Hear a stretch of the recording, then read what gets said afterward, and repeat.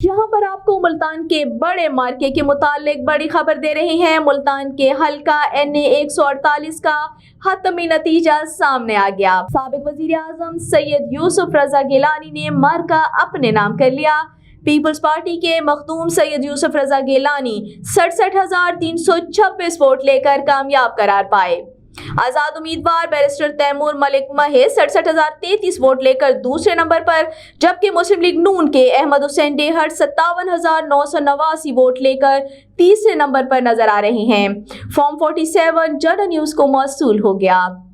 एक मरतबा फिर आपको ब्रेकिंग न्यूज दे रही हैं। मुल्तान के बड़े हल्के से बड़े मार्के की खबर आपको दे रही हैं। मुल्तान के हल्का NA 148 का हतमी नतीजा सामने आ गया। साबिक वजीर आजम सैयद यूसुफ रजा गिलानी ने मार्का अपने नाम कर लिया।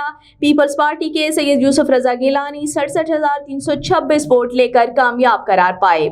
आजाद उम्मीदवार बैरिस्टर तैमूर मलिक 67,033 वोटों के साथ दूसरे नंबर पर, जबकि मुस्लिम लीग नून के अहमद हुसैन डेहर 57,989 वोट लेकर तीसरे नंबर पर रहे। फॉर्म 47 जनरल न्यूज को मौसूल हो गया।